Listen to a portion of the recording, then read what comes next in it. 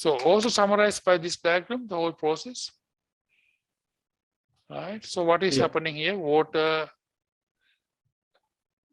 just split into hydrogen plus water.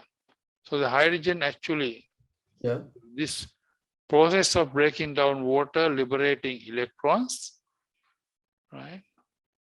Yeah. So this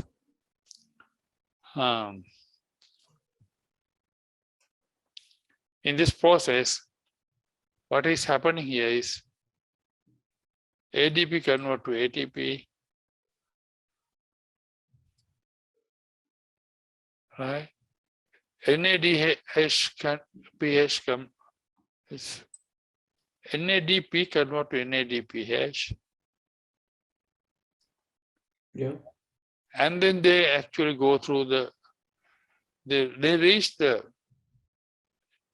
Kelvin Benzene cycle.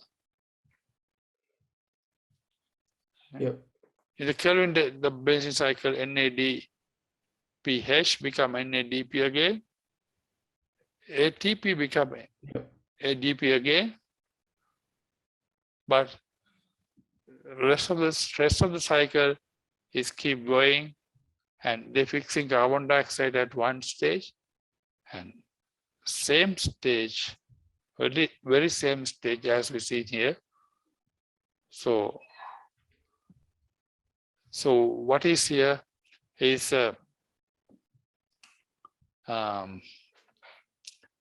carbon dioxide fixing, right? So carbon dioxide fixing state. So that's what we've seen here, right? So up to that, any questions? Yeah. So this is what you call electron transport chain. So where the hydrogen collected from splitting water is accumulated in between two membranes, right? So then it's a kind of potential. It's like a waterfall. So if you collect water onto a tank on top of a mountain, and then you open the gates, floodgates, so they're falling down, and if you put a turbine, you can make electricity, don't you?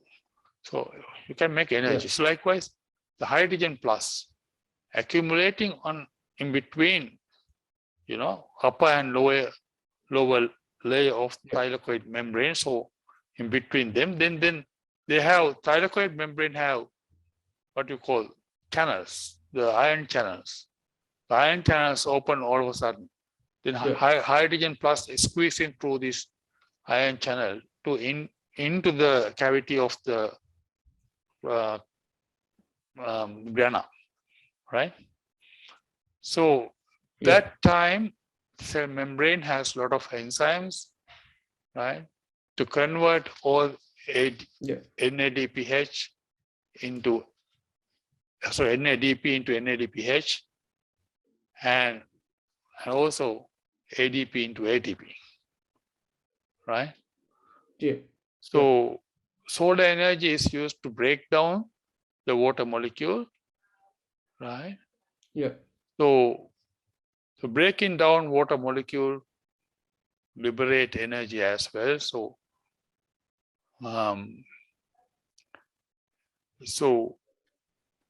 the hydrogen ions are the ones actually making a lot of energy, right?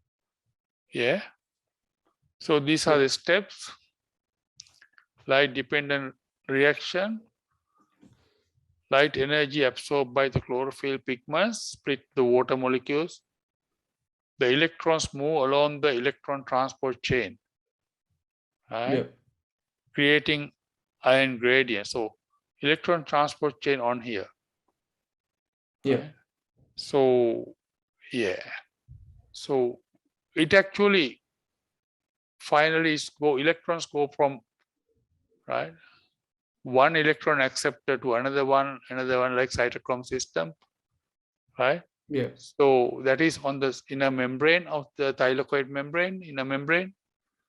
So and then the final electrons are taken by oxygen, right? Yeah. So then that electrons actually neutralize the ionic oxygen into gaseous oxygen. Like for example, so the oxygen is produced after splitting water. Oxygen is produced as a free radical oxygen, like oxygen, single oxygen atom. Single oxygen atom is very reactive. It's ion, oxygen ion, oxide ion. Yeah. So then two oxide ion get together and giving two electrons for them, making oxygen molecule. So oxygen molecule is cool, right? Yeah. So they just squeezing out of the cell. Right? Yeah.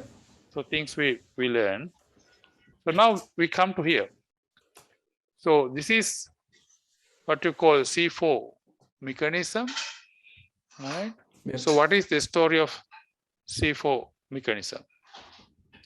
So the story of C4 mechanism, right, has a kind of a very big relationship between human evolution as well. Yeah. So who are actually having this C4 mechanism? So C4 mechanism actually owned by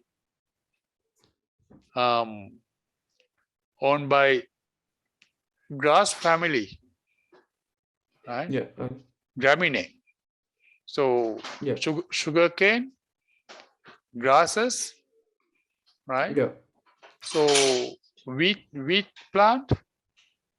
Yeah. And unfortunately, rice is a grass family too, but rice is still C3. It's not C4. So it's a bad luck for us. But yeah, because rice eaters, so it's a low yielding crop. It become low yielding crop. But otherwise, the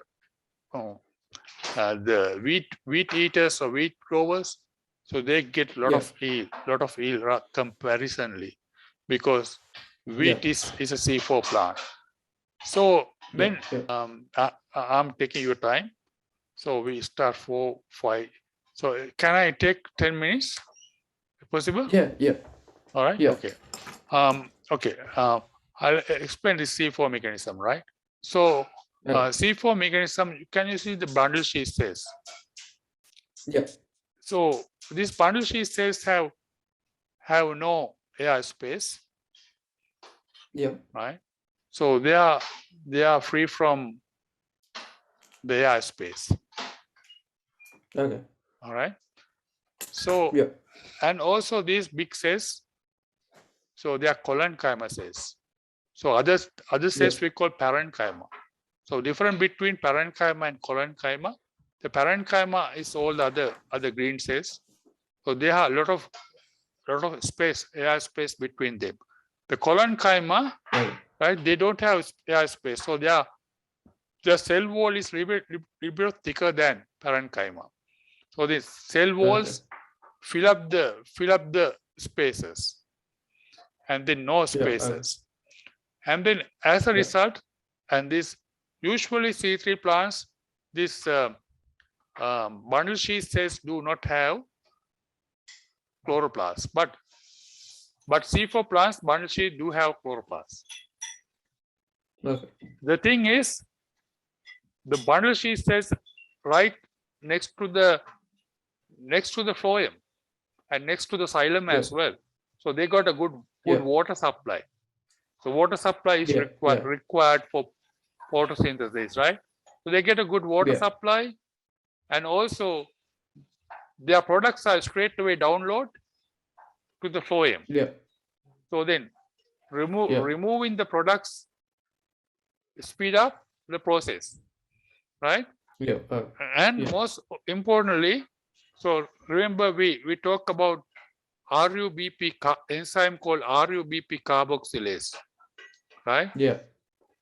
So what is RUBP carboxylase? So RUBP carboxylase is the enzyme which convert RUBP. Remember the five carbon compound? Yeah, yeah.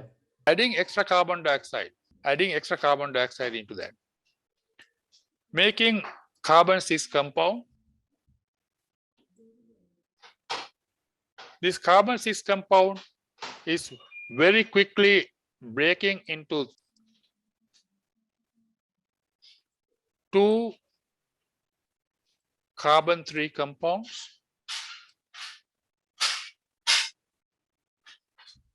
All right. So yeah. this is the enzyme called RUBP carboxylase, right? Yeah. So this RUBP carboxylase, right? So it's has a weakness. So now, as we know, this is a life-sustaining reaction in the world. So this is RUBP carboxylase is the most abundant enzyme in the world because all the green plants have that, right? Yeah. But having said that, this RUBP carboxylase has a small weakness. What is the weakness? Because when the oxygen concentration is too high, right? Yeah. And also temperature is going high, especially the most of the sunny hours, right? When the photosynthesis is happening in a very, very rapid speed, the oxygen liberating and oxygen concentration in the plant is very high. And temperature rises during the daytime. When the clock is 12 o'clock, the sun is right up, right? That is the best time for photosynthesis, right? So that time, the RUBP carboxylase is vulnerable for oxygen concentration because oxygen acting as a competitive inhibitor for carbon dioxide binding to RUBP carboxylase. Right? You know what is competitive inhibitor. So with oxygen concentration is high, so RUBP carboxylase become RUBP acting like RUBP oxygenase. We use a separate name because that is working as oxygenase rather than carboxylase. Carbon, right? So then actually, so what happened? It is actually breaking down these C5 compounds, breaking down into something. You can't make this C6 compound anymore. Okay. Right? So that is losing already fixed carbon. Losing already fixed carbon. So C5 taking up to C5, already plant spend a lot of NADH, spend a lot of ATP. But then all of a sudden RUBP carboxylase don't do its job, don't make C5 to C6, then it can keep going, but it is making something different. Right?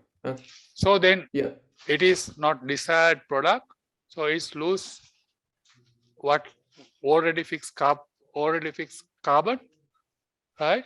So that is happening in C3 plants.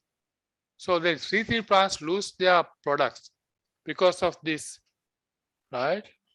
So this process. So that is prevented by a special kind of RUBP carboxylase, a special carboxylase, right, in these C4 plants, which is much resistant to this process than normal C3 plants. So that is a physiological advantage and also anatomical advantage, which is the bundle sheath cells carrying chloroplasts, so then they can do photosynthesis. So they are the best photosynthesis producing, very fast photosynthesizing cells during the circumstances where oxygen is high and temperature is high. All right. So those are the differences. Okay. So we stop the class here.